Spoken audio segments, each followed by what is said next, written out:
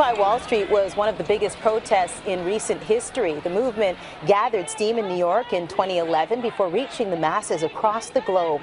It was a movement co-created by our next guest, a man who has now written a new playbook for revolution. Micah White's book is called The End of Protest. And we're so pleased to have Micah join us in studio this morning. Wonderful to have you here. Thank you so much. And it is so interesting to see this through your eyes because they are such a unique set of eyes. Why is protest broken?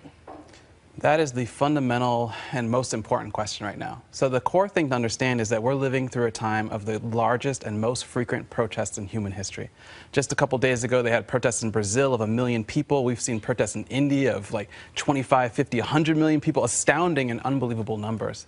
So protest seems to be happening more frequently with larger sizes, but at the same time not achieving the success and the social change that we want. So why is it broken? I think the simple answer is because we're repeating the same protest behaviors that have become just part of the script and that no longer affect the change that we want. Tell us more about that, Micah, and what you saw particularly with Occupy Wall Street.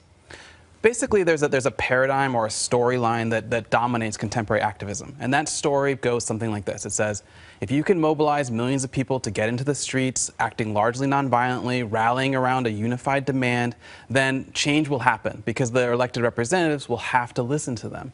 And so activists have been chasing this paradigm for decades. And with Occupy, we achieved that. In fact, we achieved probably maybe the ideal social movement. It was largely nonviolent. It cut across demographics. It spread to 82 countries. Yeah, it was global. It was global. It was everywhere. And for about 60 days before we were evicted from Zuccotti, everyone kind of believed, well, this is it. Obama's going to have to respond. He's going to have to get money out of politics and all this kind of stuff. But of course, it didn't happen. And so the core insight that people need to start thinking about is, instead of trying to do it again the same way, we need to do it differently. We need to never protest the same way twice. Were you surprised that it didn't happen? Being on the inside, were you surprised that you didn't get the type of change you were looking for? Yeah, not only surprised, but I think traumatized. And I think that my book and my thinking has been so fundamentally changed because you have to imagine, I mean, you're 28, I've been an activist since I'm 17, and so you get to the point where finally you're part of something that this is what they've been telling you. This is what activists have been telling ourselves would be the thing that would finally get changed. And it wasn't. And it wasn't. So what do you make? You know, you're sitting at home and you're watching this situation in Chicago with Donald Trump and the protest that happens. It becomes bloody. The same thing happens in Kansas, and there are all sorts of stories coming out of his campaign stops that people are protesting and fighting and all this. What does that say about the temperature right now in your country? Is it at a powder keg level? I mean, I think so. I think one of the core things to realize is that we are still within a kind of revolutionary moment globally. People are desperate for change. That's a good way to put it. Yeah, we're desperate for change, and we've seen that the normal tactics of protest haven't worked. But I think my advice to protesters now would be to say we have to go beyond disruption.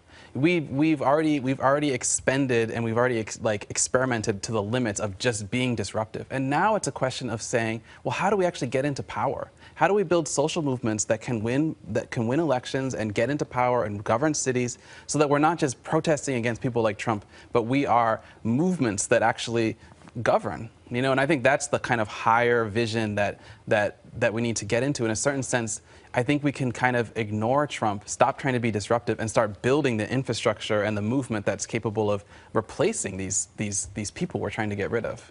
Pleasure to have you here, Micah. Congratulations on the book. Really good to meet you. Thank you. You'll find The End of Protest on our iBooks page at itunes.com/CanadaAM.